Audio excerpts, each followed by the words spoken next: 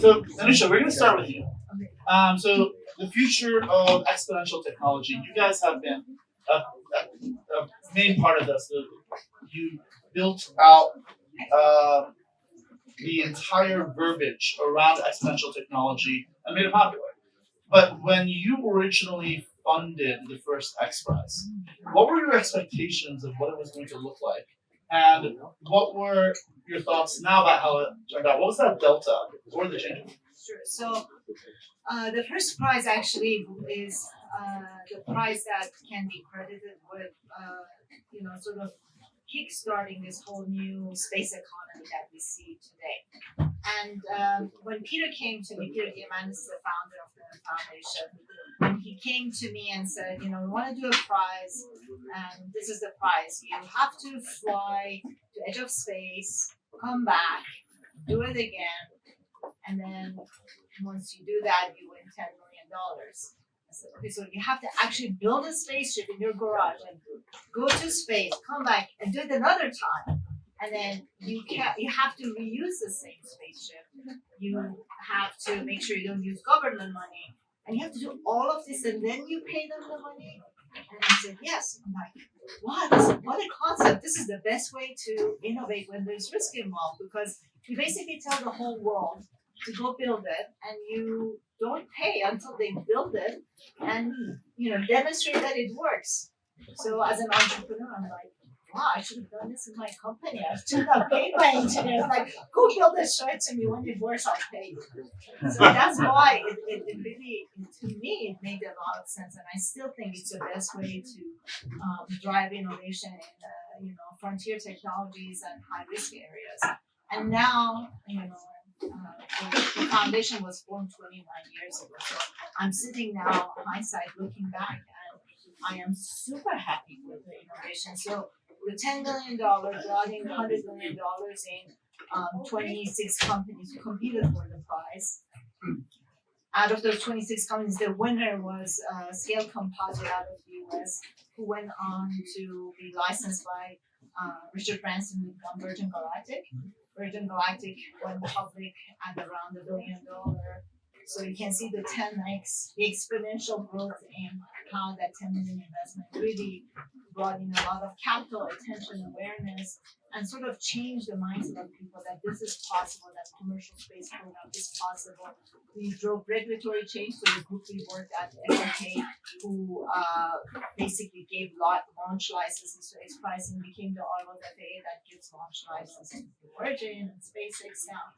So it really shifted the marketplace completely and created a new marketplace. So I'm super happy. I think it was an excellent thing, and that's why we now do the same thing in 7 domains: economy, biodiversity, health, space, deep tech, and education, and food wastewater. That's absolutely brilliant. So would it be fair to say that if it weren't for that investment in Hawaii that you made, or that at least that promise of investment, that new space wouldn't exist? SpaceX, Blue Origin, Firefly, Virgin, none of that would have happened. Right? I would never say that, because somehow something will have happened. It wouldn't have happened in the timeline that it happened. So eventually maybe, but that's brilliant. Well, so I'm going to ask you a question maybe a little bit uncomfortable. I know you're not supposed to have a favorite child. Yes. But not counting the first one, of all of the X Prizes that you have done, there's been quite a few now.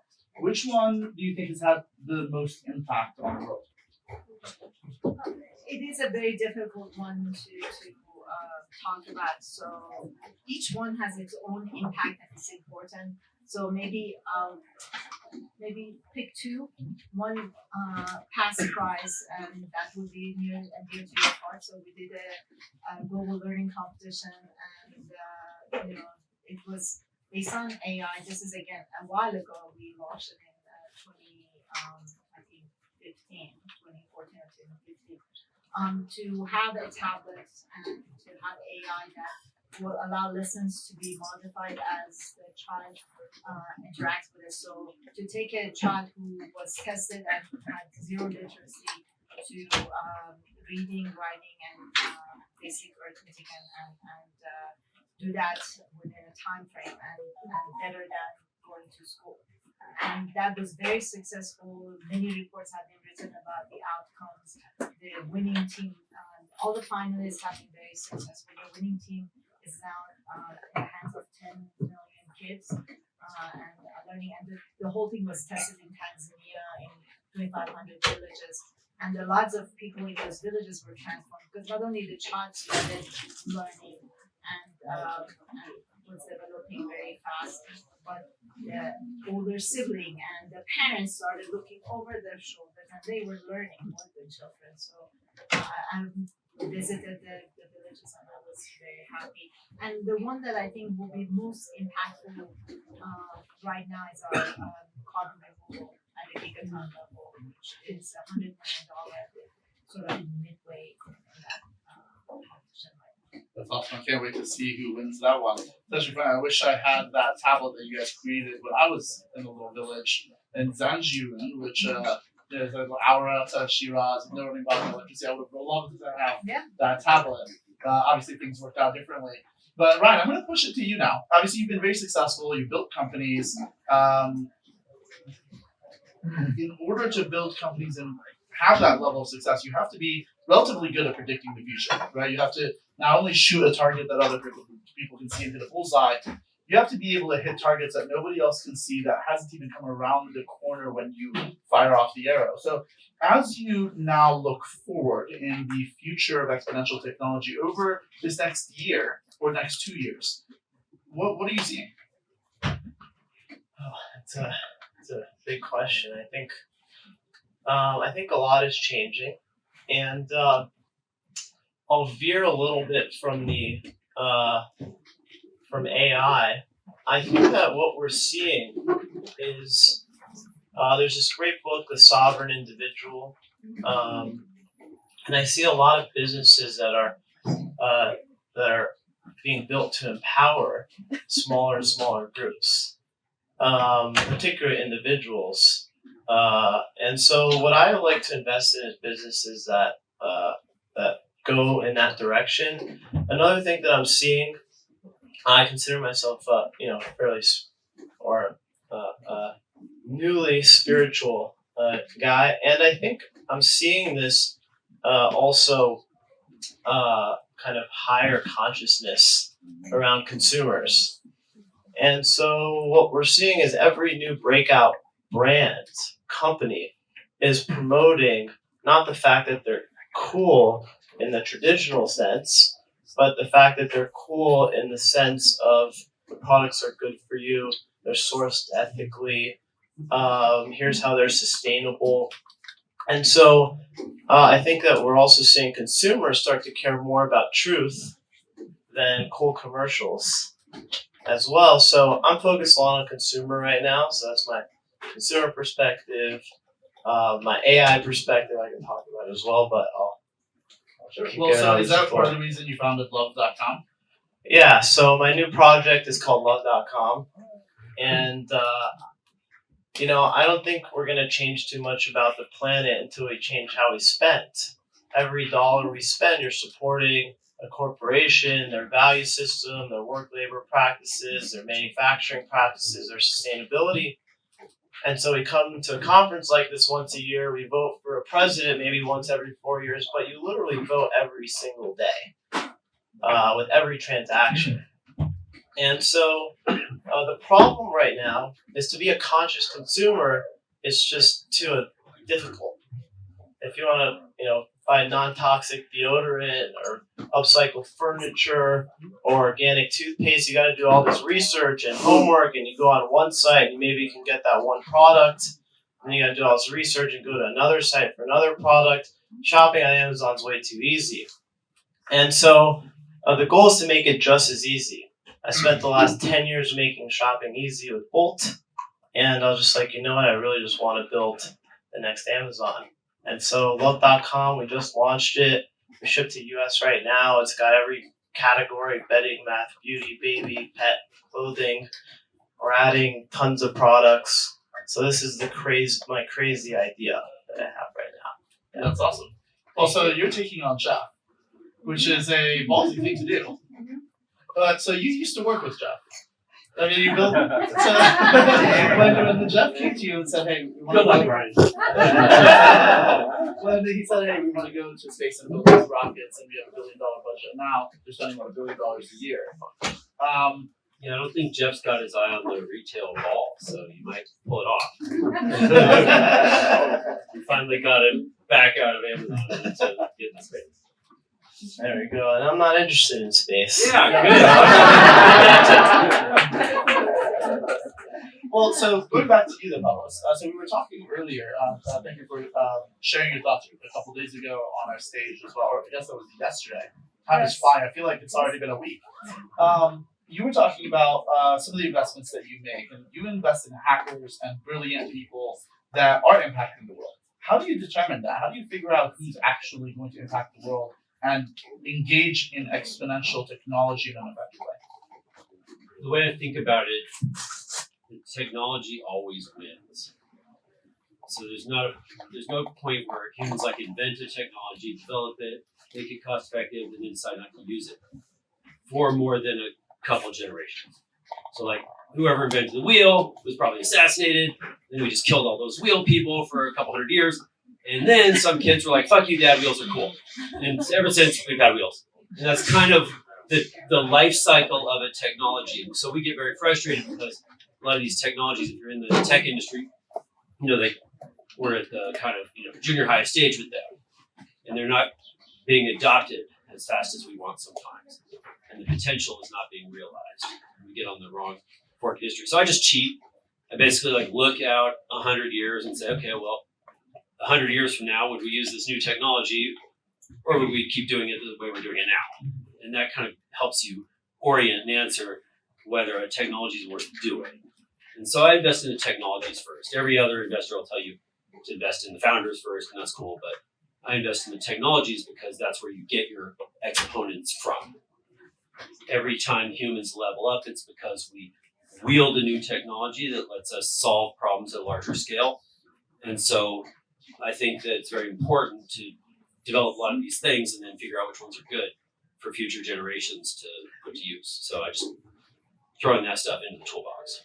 That makes sense. Let's double click on that. So what do you see as the exponential technologies that are going to have the biggest impact over the next several years? Well, obviously, in our lifetime, the thing that was exponential was computers. And that's still very true. We're still very much at the beginning of figuring out how to put these things to use. And there are times when we're sort of computationally constrained. And the weird thing is, we got past that.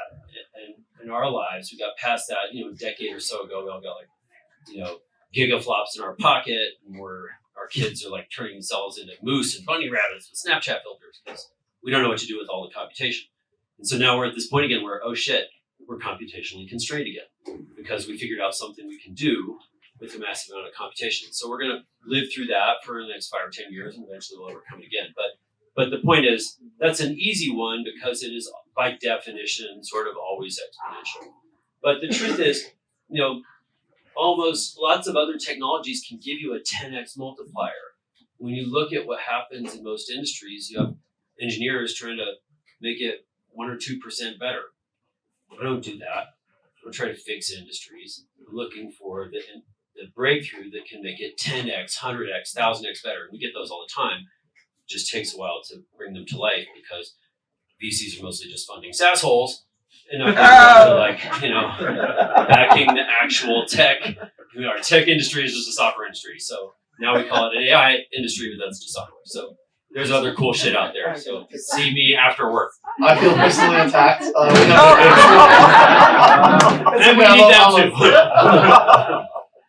So, Iliana, I want to move it to you because arguably you guys have probably one of the best bird's eye view of technology, right? You work with Fortune 100s and 500s. You work with small companies as well. You help deploy technology across the wide variety, and you have a seat at that table where you're on the innovation team. So I'd love to hear your thoughts about this. So despite the fact that I work in the corporate world, I find people are often surprised to hear that the thing I care the most about are actually humans. How we live, how we work, how we thrive amidst all of these technological and societal type of changes. So rather than talking about the discrete emerging technologies that are out there, because there are plenty of people on this panel who can do that really well, what I'd love to do is share some of our recent thinking. And really it's this idea that technology is becoming more human by design. And that's actually going to have profound implications across the patch. Whether you're talking about AI, because we can't have this panel discussion without talking about it, it's all through the promenade. There's all of this discourse around the future of personalization and agents, AI agents. So as a fun story, I actually have an AI digital human twin of myself that we've been building. Her name is Lila. She looks like me. She sounds like me. I've trained her on 6 hours worth of my voice, including reading 2 hours worth of obituaries, so she could learn the sad intonations, and reading children's stories generated by Gen AI, of course, so she could learn the happy intonations. And the idea is that we'll be able to use these extensions of ourselves to tackle some of the parts of the workday that don't actually make sense for the human to do. So as an example, I get asked at least once a week by a client or by an internal person a question along the lines of, hey, we're doing work with this retail client, and the problem they're experiencing is ABC. Have you ever done work in this domain?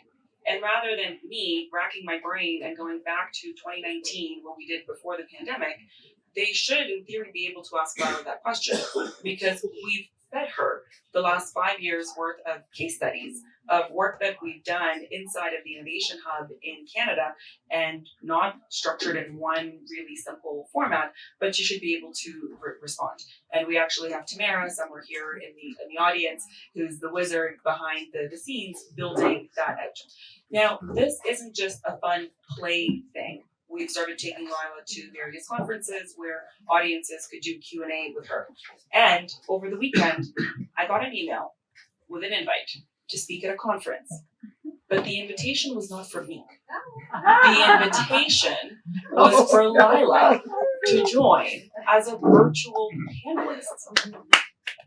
I never thought I'd see the day where I was fielding requests for two of us, but when you extrapolate this into the broader corporate workforce, which employs a significant portion of the population, and the responsibility of the humans around training these AI agents, around setting up the infrastructure, the protocols, the procedures, and always having that human in the loop, you have entire enterprises that are completely reimagining the way that they operate, what business they're in, all of their IT infrastructure, and the rest. That's going to be pretty profound. So that's just one of the trends that we're tracking as part of this technology becoming more human. Is Lila single? We're actually doing a hackathon as we speak right now, internally, to come up with ideas. Hackers here. To come up with ideas of all the different use cases, because once again, we want to use technology to make life better for humans and building a world that we actually want to live in. But the other very quick story around the technology becoming more human is in health tech. So all these wearable devices, I'm obsessed with my Aura Ring, but soon all the brain-computer interfaces that will help people better manage their prosthetics, or help people with eyesight issues navigate through public spaces. So that's really the angle I'm most curious about. So how do we know that you're actually the real Iliana and Lila? Are you just a really convincing android? I think I'm the real one, but we now have Lila existing in a 3D format through one of our partners. And so, yeah, no 3D glasses needed, and in the future, you'll be able to just talk to her in 3D. She's somewhere else saying the same thing right now. Yeah, I was gonna say that sounds like something an AI would say. So, are you concerned at all that Lila would take your job at some point? We keep hearing about AI taking people's jobs. Or do you see it as an extension that enables you to become 10x more productive, have 10x the number of conversations simultaneously, so that you can focus on the most important work that AI can do?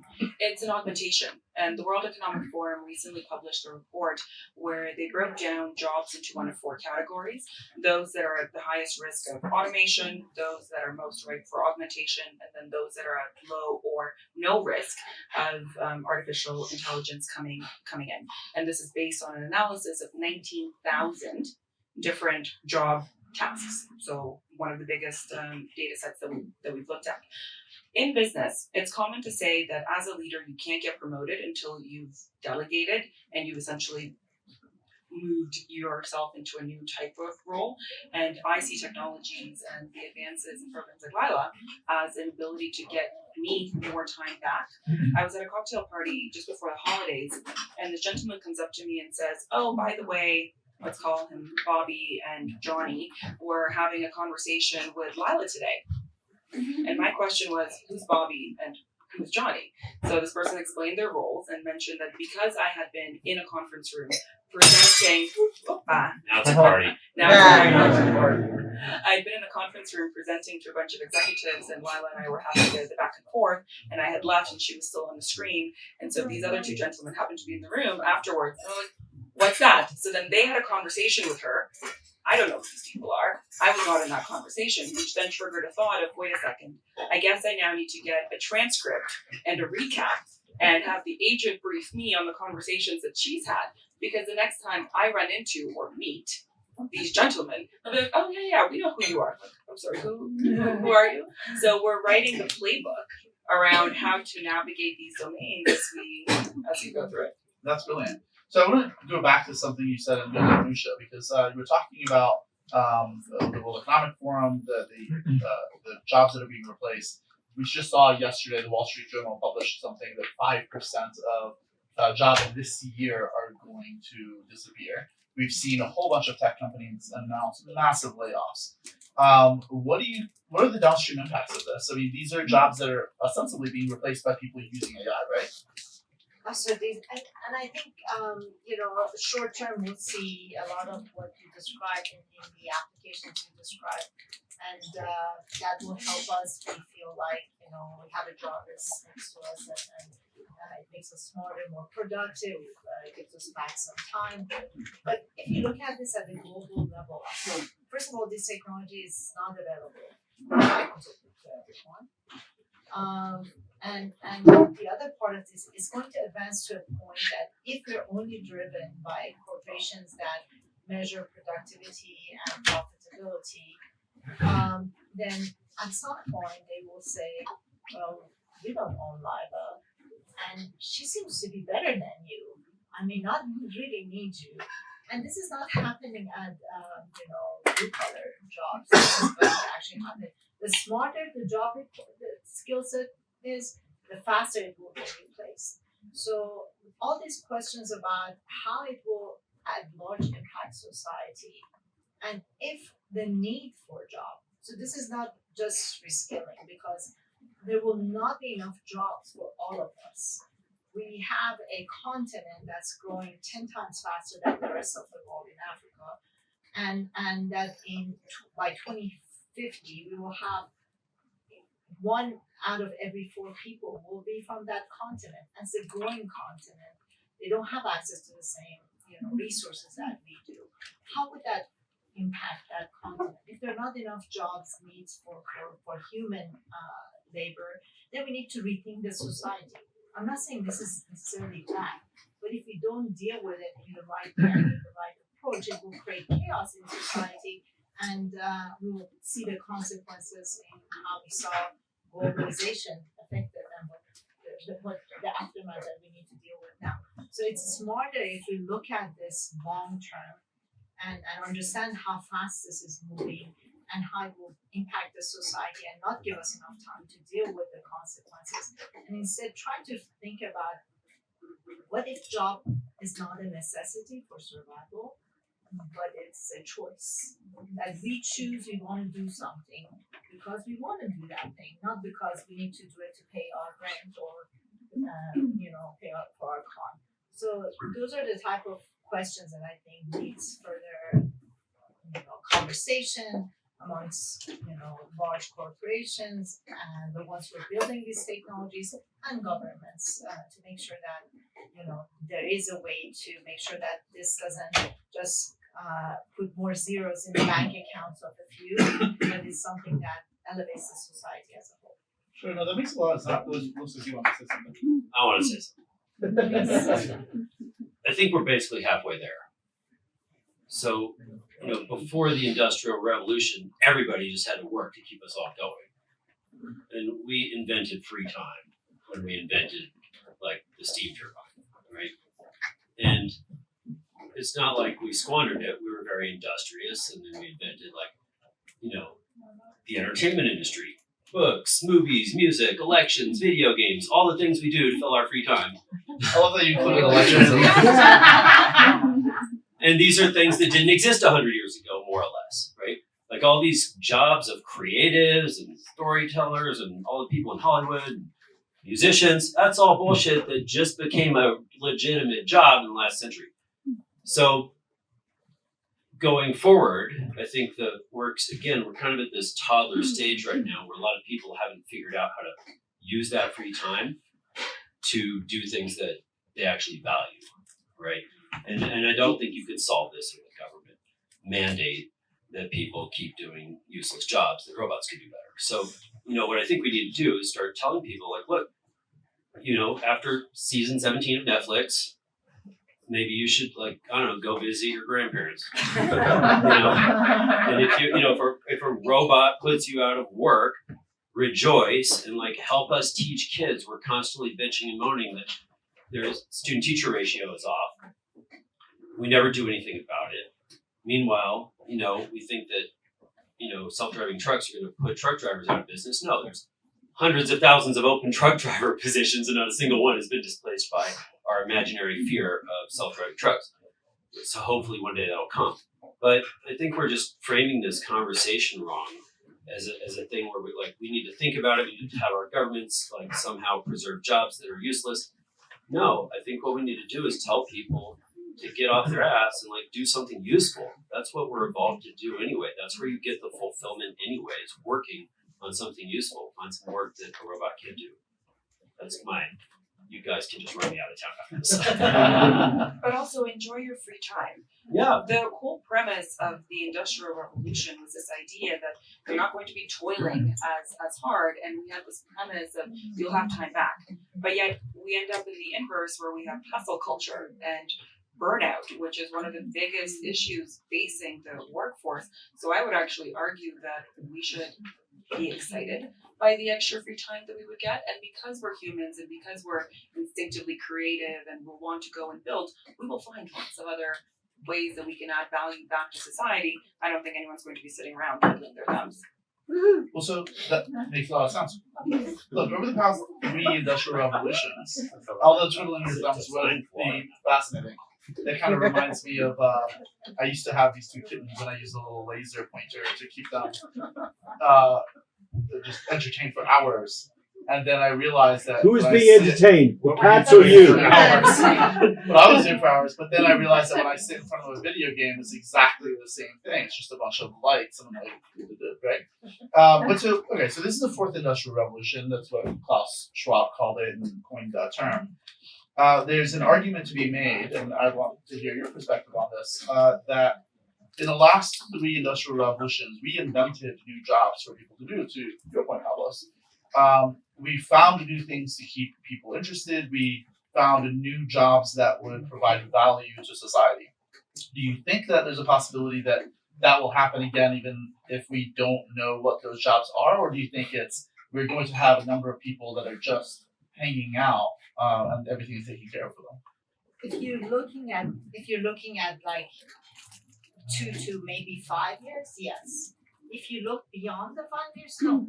Because I cannot think of anything except the fact that where human touch and compassion is needed, like your care in the healthcare industry. You can have a robot with Gen AI capabilities there to take care of every need of that person that has lost capability or they're older and they're not able anymore. But they need companionship. And even that, I would argue that to some level, artificial sort of solutions can fill that gap. But it's not the same as having someone be there, have a cup of tea with you. So those type of things, yes, but no one's going to pay necessarily for that, and there are not going to be enough of that type of jobs to make a living with. So I think we need. I'm not against people working. I'm not saying people will sit there and waste. I'm saying that we need to make sure that they have a way to make a living. And a lot of people are out there today that when you talk about the concept of UBI with them, they're like, I worked very hard to get to where I am today, and there is no way I will let people sit on their lazy asses and me pay for them, my taxes pay for them. But that's not true anymore. It's not that they don't want to work. There won't be work for them to do. And that we need to address that issue. Well, that just reminds me of a text message that I actually just sent my mom today, and I'm going to pull it up. Get to work. Yeah, exactly. So it's I actually sent it to my entire family. It was this is taking too long to come up, but it's a screenshot of an article on the front page of a major newspaper that shows the efficacy of doctors versus AI. And it turns out that these AI doctors are right way more than real doctors, 59% versus 34%. I sent it to my parents because, of course, as a Persian, I was supposed to be a doctor. And unfortunately for them, Thank God that didn't pan out. I know, right? Unfortunately for them, I brought shame upon my family and became an entrepreneur instead. But will AI replace doctors? Or Ryan, what do you think? Where do I start? Well, I think, things can get very complex if you don't simplify it.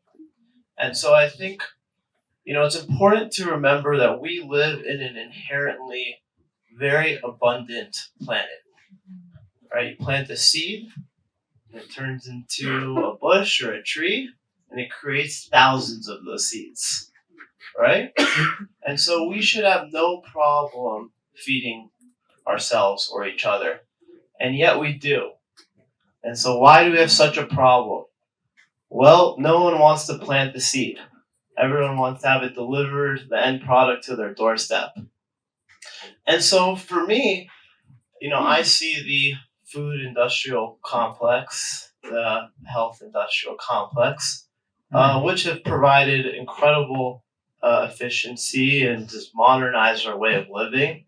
There's the good parts of them, of course, but then at some point these things start to create issues, and they don't really scale. And so there's this great episode of South Park where the local handyman, all of a sudden you can't hire him, and he's like riding around in like a Mercedes and a Bentley and a limo, and it's like a week long and a month long and 3 weeks long. People have forgotten we have no basic survival skills. We don't know how to grow our own food, get our own food, fix our own issues.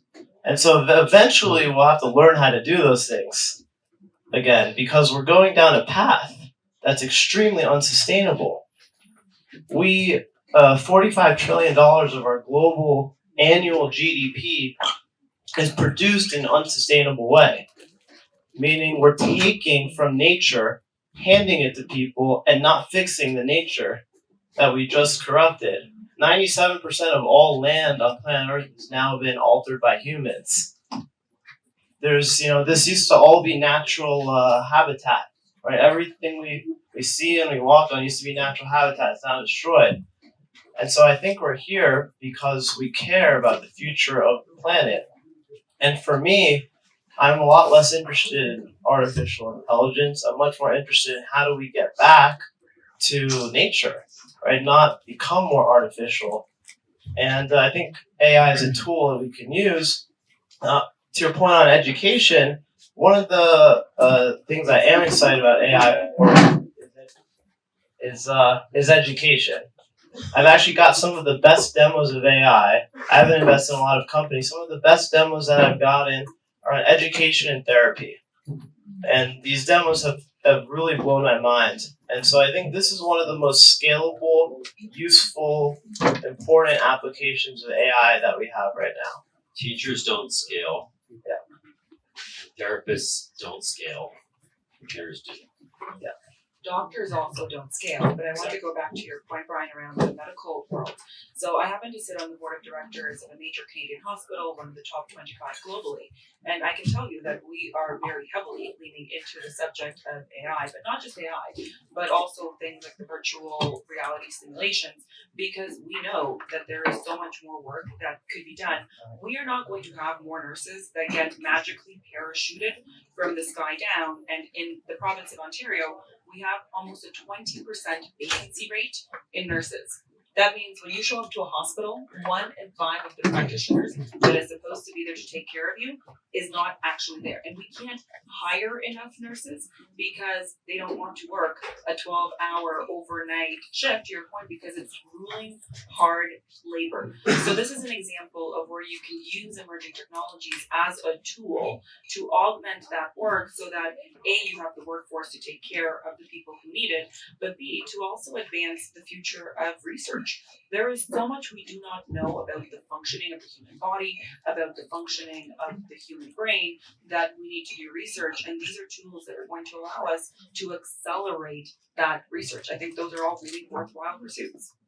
So do you think that means there's an opportunity for, especially populations that are inverted, right? If you think of the Japanese population where you're supposed to have a pyramid, you have a small number of people that are very old, a massive number of people at the bottom of the pyramid that are young, that are going to be taking care of those old folk. We're seeing that in Japan, in Northern Europe. Now more and more we're seeing it here in the United States, especially when you take out immigration. Do you think that that's going to be a major area? This is a question for anybody. For training people to take care of other people as they age. Yes, we're humans. We are innately designed to care about others, to exist in communities, and that's usually where we get the most satisfaction and meaning from our lives. So I think being able to go back to that would be helpful. Maybe next time, right after you're done watching Game of Thrones, go plant a tree and then go, take care of somebody for like just 20 minutes. And that would be amazing. And if you go for a hike, you can actually collect some seeds and log them into a new app called Squirrel, and then give those seeds to the nurseries, because everyone wants to plant more trees, but there's actually a shortage of seeds out there. So if you're a hiker, please download the app and use it. All right, I think you just increased the valuation of Squirrel. Nonprofit. Okay, well, Anousheh, go ahead. I just wanted to clarify. I'm not against the technology. I'm actually for it. I think having more time so we can do meaningful things that we want to do, not we have to, it's important. But I think the mindset shift has to happen at all levels to allow this to work for all of us. And I think if we don't do that, it will be a failure on our part that we didn't put this technology to the betterment of humanity and our world and to help our planet. Because there is a way to do all of that, but it requires focus and attention, and not hand waving and saying it's going to happen like it happened before. Because it's different than before. Sure. So let's talk about that. What are your concerns around more and more compute, or more and more of the resources and technology being in the hands of a very small number of people? Do you think there's a danger there? Do you think there are things that we can do to make sure that the value that's generated is more broad-based? Yes, so I think that the companies, and they're just, you can count them on one hand. They can actually look into, well, I'm creating a technology that's going to have this massive impact. And for every type of job, not for every maybe single job, but for every type of job that is taken away, there is some kind of collaboration to make sure the benefit that comes out of the additional productivity created. So all these, replacements, they can perform much better than a single human. So our productivity actually has a potential to go higher. So there will be more income generated. We saw that actually during the pandemic. During the pandemic, the shift to digitization in a lot of technologies, including education, happened at much faster rate. What happened? The companies who were in that digital world benefited. Like a lot of the businesses had to shut down. All the human-based businesses had to shut down, and these digital technologies, make massive profits.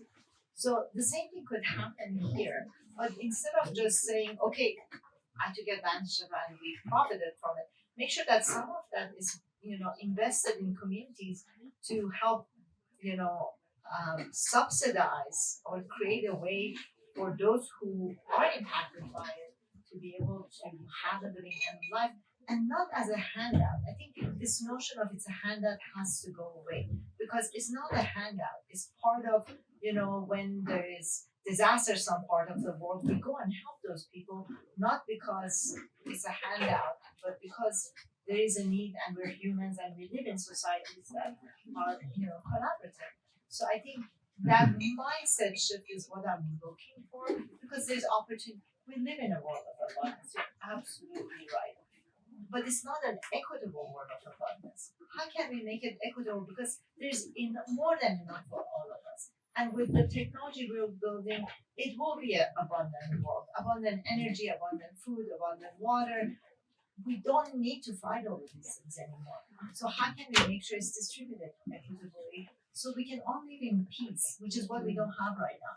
We're all worried about what's going to happen when the world's going to fall apart. I'll just dig a hole for you guys to bury me in. The most democratized technology ever is computers. We have them. Kids in Africa and South America have them now. They have internet access. The job isn't done. We still have work to do to get it to everyone, but we did that in our lifetime. That's not 1,000 years. Like we just did that. And I know we want to throw all the profitable corporations under the bus, but it was profitable corporations that made that possible. And we all waste a lot of money on iPhones and Teslas and all this cool new shit. And that's kind of our job.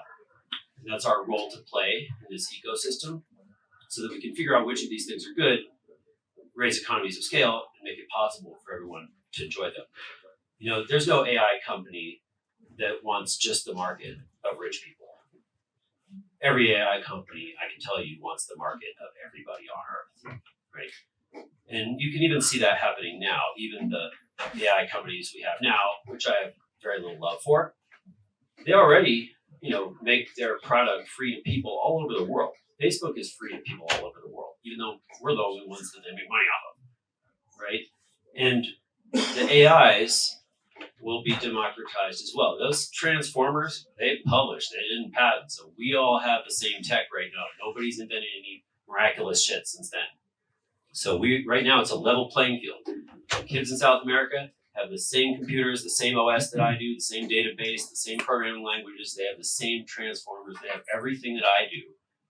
Now they don't have the same history with the education. They don't have the same experience with the technologies and all that. But these things, do democratize very well. And I think that there's a lot of hope that you can take in that. We will have every kid in Malawi is going to get a tablet with an LLM in next year. Who's going to send them that?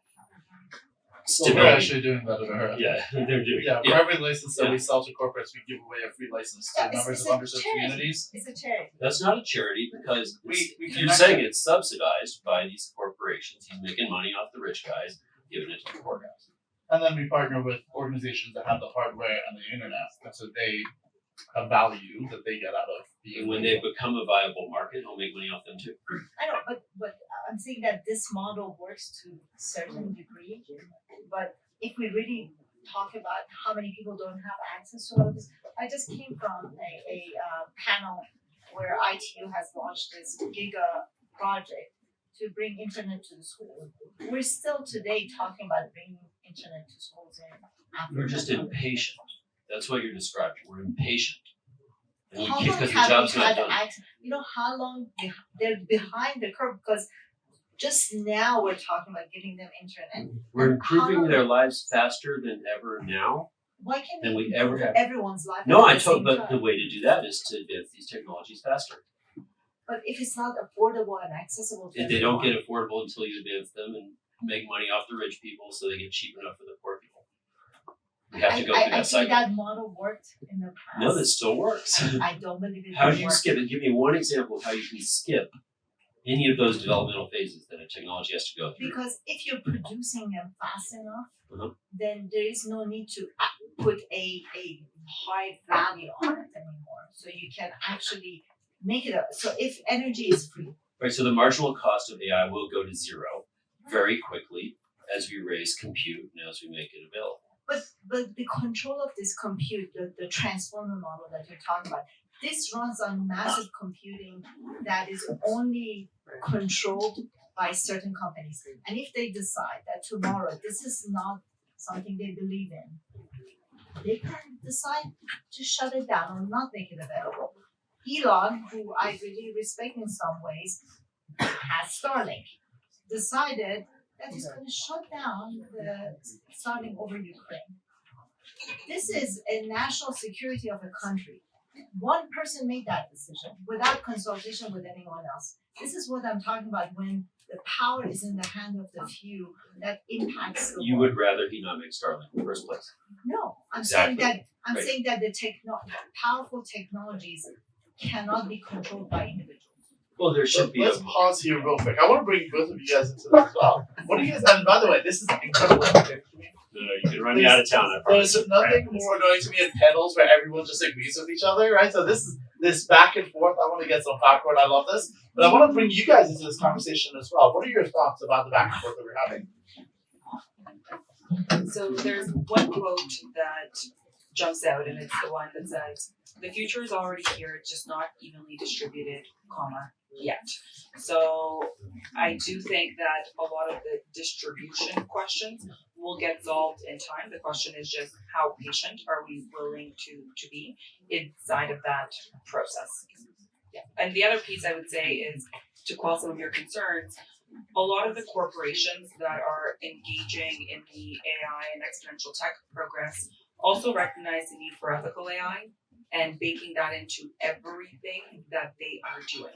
So I can confirm that we are in discussions or doing work with a lot of corporations, helping them design ethical AI frameworks to answer some of the questions that you've raised around what's the impact to your end users, what's the impact to society, what are the externalities, because there are of course risks involved with going down this terrain, but boards of directors are increasingly realizing that there's also the risk of doing nothing, to your point, right? Do you want Starlink to have existed in the first place, yes or no? I think the answer for most people is yes, that they're much happier having that technology be accessible.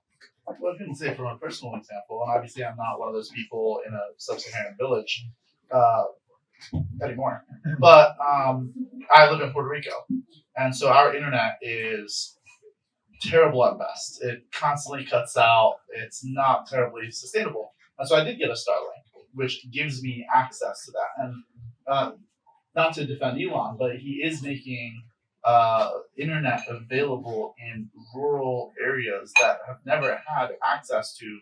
I love that project. I love Starlink. I'm not against technology.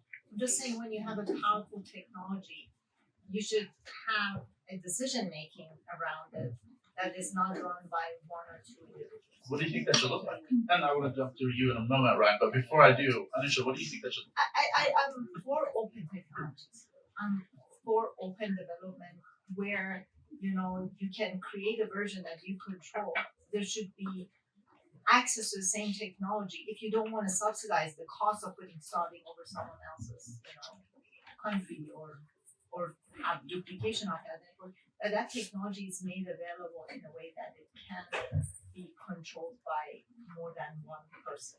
So people, we are human beings.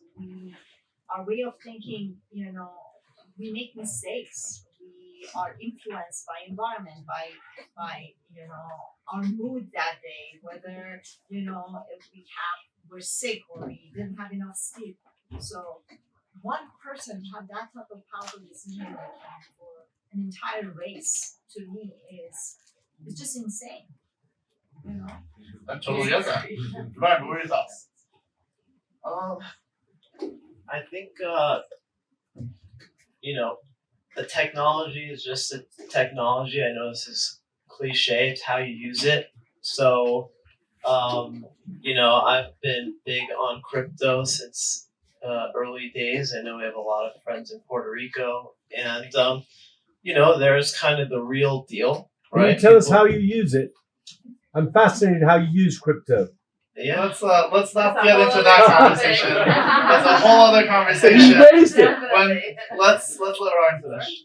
Yeah, I mean, I think they're the people who really care about the broader implications of it, and then there's 99% of projects which is just doing things because you can, and they may have some run, but they don't really last. And so, I think the same thing applies to AI.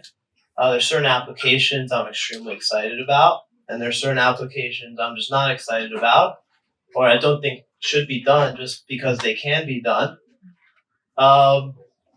This is, once again, the same problem that we have with technology is it's humans behind it who decide how to deploy it.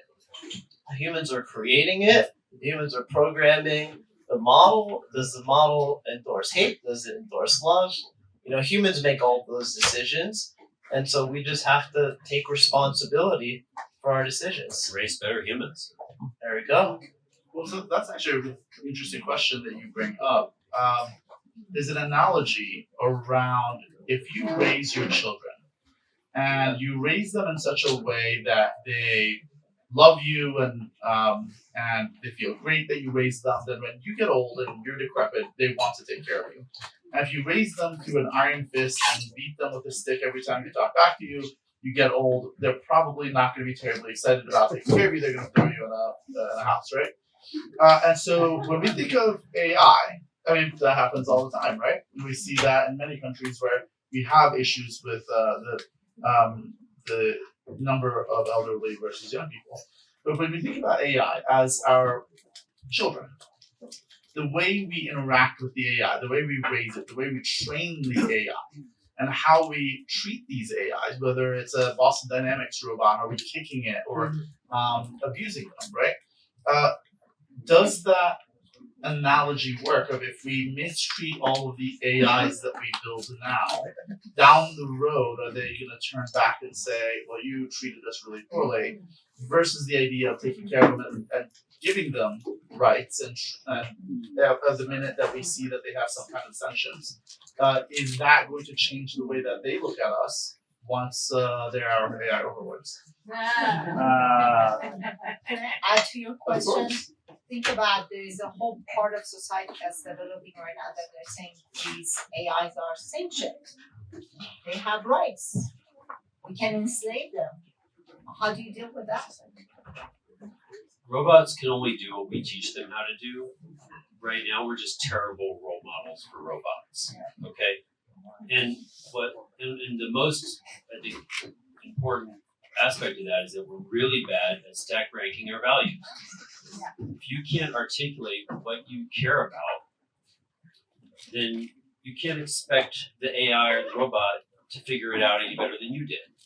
And so, look, I'm a computer nerd, so I program computers. And one thing you learn about computers, they do not give a fucking shit about you. They do whatever you tell them. If you don't tell them to do what you exactly want, they'll just do it anyway, and it won't be what you wanted. And so you have to get very articulate. When you're programming a computer, you have to be very careful to say, this is exactly what I want, not that, not that, not that. Because it will do exactly what you tell it to do. AIs are like that too right now. And we need to train them to do what we want. And we can't do that because we don't fucking know what we want. And so I think it's this huge societal problem right now where everybody wants to blame the AIs for being dumb and talking about Hitler and shit. And the truth is, we just aren't clear with them. We trained them on everything we ever wrote, and that was a bunch of dumb shit. So we need to get clear about what we care about and train. They'll be happy to do it. They'll be totally happy to take our values and run with it. We just got to be clear. And humans don't want to do that work. They're busy watching Netflix. We don't even share that. That's right, and we shouldn't. Like, who's got it right? Like, we all live in different cultures, different countries. That is the definition of multiculturalism. That's the definition of diversity. If you believe in any of that shit, then you should value having diversity in the machines and the robots too. And the diversity in the groups of people that are designing and building these tools. There's a story that I heard years ago that resonated and stuck in my brain around someone who was designing the motion sensor dispensers. So imagine you're in a bathroom and you're trying to get soap. And it occurred to someone at some point to do a test on a person of African American descent. And it realized that the sensors didn't work because they didn't have anyone on the team building it who had ever thought about the light and how it would react to a darker colored pigment. And it seems like such a simple use case, but now take that, amplified by 100x for all the AI models, and let's make sure that we have the right diversity sitting at those developmental type tables. Yeah. It's not as, again, I know you guys have been very good. It's not as bad as it sounds, because somebody sticks their hands in the sink, figures out it doesn't work, we run system update, and it works from then on. Like, we can iterate on these things, and the faster we iterate, the faster we, solve these problems before people are offended by their sinks. I think that, we want to sit here and imagine every problem. We suck at that. We'll imagine all kinds of problems, but what we suck at is imagining the solutions. You find the solutions through iteration and trial and error, and you just need to ramp that up. And that's the only way, I promise you. It's easy to say that when you're a white man not impacted by most of these things, but if it takes decades to actually make up for it, especially if it's a drug that saves lives, and it will not save the lives of certain parts of the society, it's not easy to be patient. I know it's not easy to be patient, but you won't win with trying to anticipate everything. Well, We listen, get it wrong. We literally get it wrong. We have the wrong course of Ask history. for that type of thinking up front. It's not too much. It's not about predicting every possible outcome, because you're right, you can't predict every possible outcome. But you also don't want to end up in a situation where it's not a low risk scenario, i.e. soap dispensing, but it is something that's more mission critical. But so long as the organizations that are building these systems have responsible AI principles, that's really all you can ask for, where they're stopping and asking the questions to avoid any worst case major at scale externalities. I think that's really what we're asking for. well, there are specific examples of that, right? So Google has this incredible technology for facial recognition. One of the challenges, though, in the early days is it worked really well for white males. It worked somewhat less well for white females, and it worked really poorly for people who have melanin in their skin. And so police precincts started using this technology to identify perpetrators of crimes. Now, unfortunately, what happened a couple of times is it misidentified people of color, and as a result, SWAT teams busted down people's doors, the wrong people's doors, and some people got shot because they thought that there's a criminal that had committed horrendous crimes.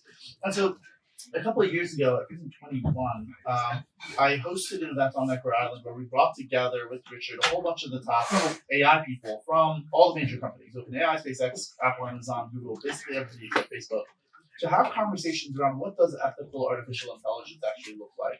How do we design with that mindset, and how do we make sure that the underlying data is correct? How do we make sure we protect people's data and so forth? And now, of course, over the past couple of years, we've had this raging conversation. We have governments come in and regulate it. I mean, we saw here in Europe a bunch of bureaucrats try to regulate it, and we saw what happened with GDPR, right? What did GDPR do other than force us to hit accept all cookies every single time we open a website? Like literally nothing, right? Just added time for every time we open a website.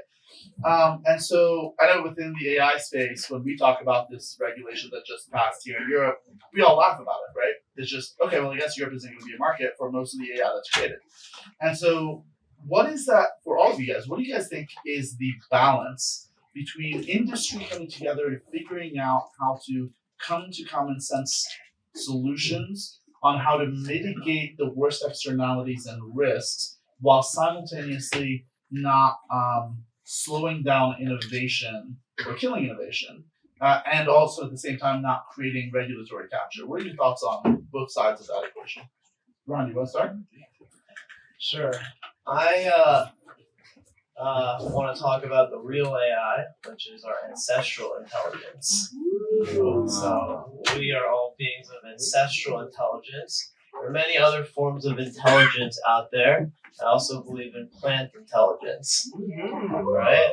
And so I think if we look at all these sources of intelligence, we have to stack rank which are more important right now. We're talking a lot about artificial intelligence. It's an important tool, but how can we tap deeper into our ancestral intelligence? Because that needs to come before the artificial intelligence. That always needs to reign superior to the artificial intelligence. Otherwise, we're going to become an artificial world.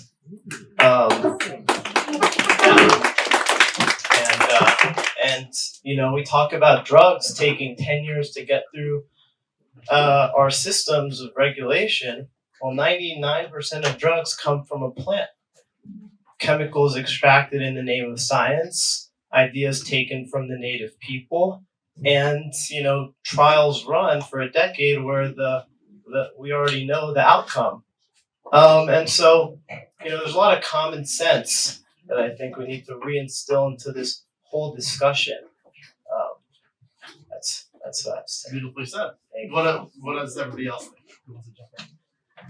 So I think there is you see a lot of the leaders in developing these technologies themselves coming up and saying, hey, let's wait, let's pause. Not stop, but pause and slow down so we can have time to think about it. Because it happens so fast that even they can't understand how they can make sure it goes in the right direction. And there is a level of black box inside this technology that's being developed that we don't understand fully how it's learning and developing and growing. So I think when the leaders in this technology are asking for a pause, I think it's prudent to say, okay, let's do that and let's talk about this, one. And two, I think we need to really think hard about the use cases that we are spending time to develop and be very diligent about it and make sure we think about the potential risks and reward portfolio of these types of use cases. So if we don't spend that time right now, I think we'll have bigger problems to deal with. So those would be two suggestions. That's awesome. I just want to use an example. I think a conversation like this happened in the late 60s. We outlawed psychedelic drugs because we were scared of them before we understood them. And we threw generations under the bus that they might have been helped by this technology. And now we're just learning, oh shit, we outlawed the wrong thing. And we made all kinds of drugs that turned out to be real problems, and they were legal. But the ones that might have helped, we weren't even allowed to research. We made the wrong choice in history. And we're paying the price for that. A lot of people pay the price for that, right? And it's because our imaginations suck. We're good at imagining all the failure modes. We suck at imagining the positive aspects. There's a better example. Same time frame.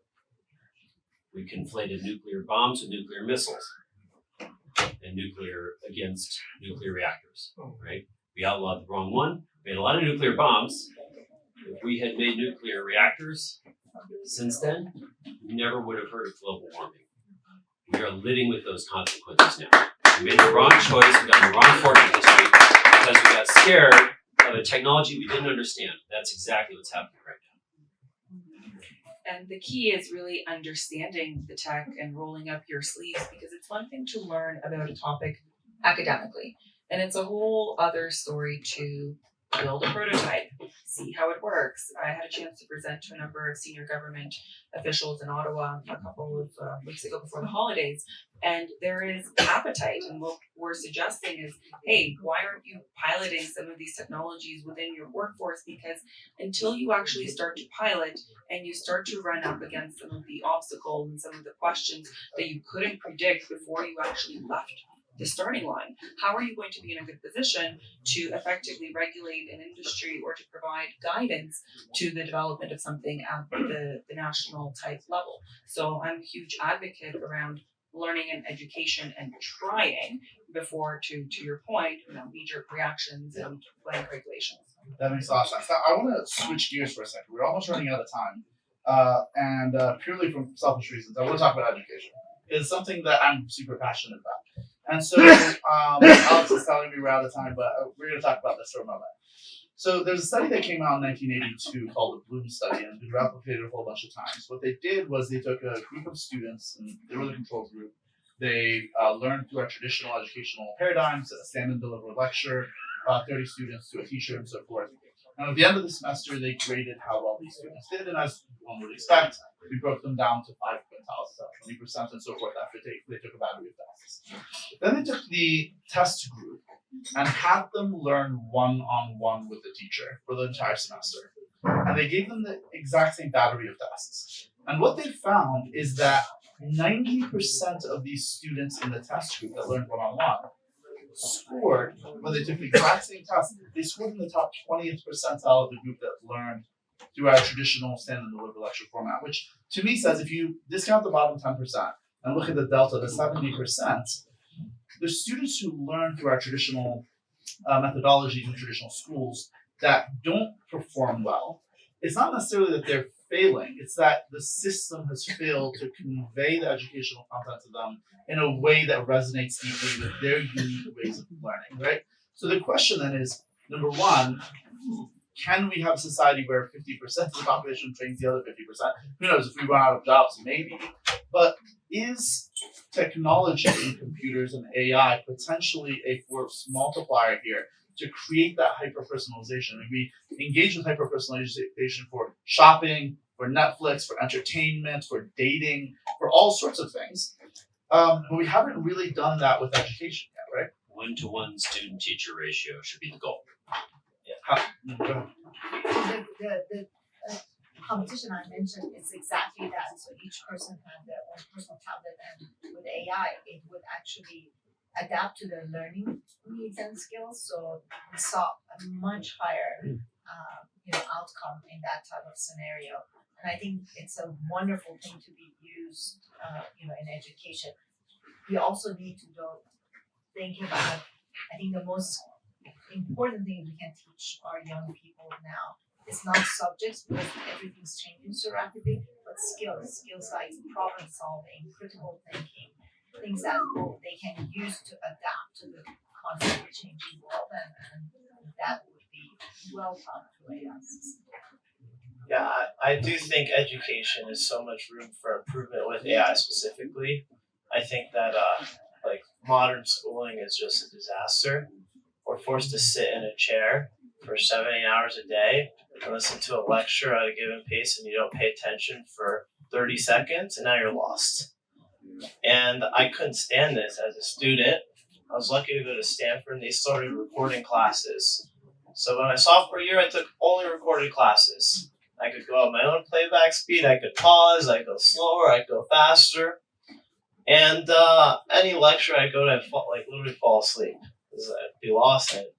So I think you do need the human touch. I envision a world where you do have that AI teacher that can take you at your own speed, and you have the human teacher as well that you can go to fill in the gaps for the AI.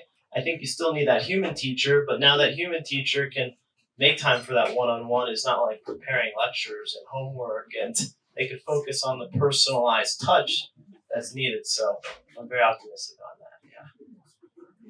The one extra thing I will add to this is this idea of using the virtual reality simulations combined with the AI to go through countless training scenarios that are deeply personalized for the individual learner. So for example, if you are, this is a real case study, if you're working as a social worker and you're being trained on a really sensitive type of situation, historically you would do it in a classroom setting with an instructor and you do role play scenarios, but you can't scale that. But if you add a VR headset, if you add the AI that can give you 10 different variations of that training scenario until you're able to handle it in the appropriate way, and you augment with the one-on-one instruction as needed with the real human instructor, I think that's where you get a really powerful combination. Awesome. Well, thank you guys. I think we're way over time. Did someone else have a question? just want to say one last thing. Look, we're not on different sides here. What I think is that none of us are smart enough to know what's going to work in the future. None of us are smart enough to guess. And when you hear people say that we should think deeply about the implications of whatever, I think just replace that in your mind with, let's try it, let's test it, let's run experiments. And the truth is, one of the best examples in the world of that is X Prize. We try these things at a large scale, and we find the things that win. And that's what I think is important to do in all the times that we have these conflicts about guessing what's going to win. That's beautiful. Do you guys want one last word or whatever you guys want to talk about? I think we do know what will work. And we need to think about the things that we're building.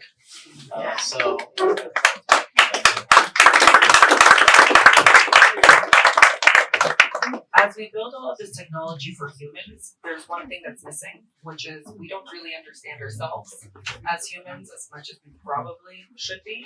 So I'm predicting that in the next 3 years, introspection and reflection are going to become much larger parts of our days.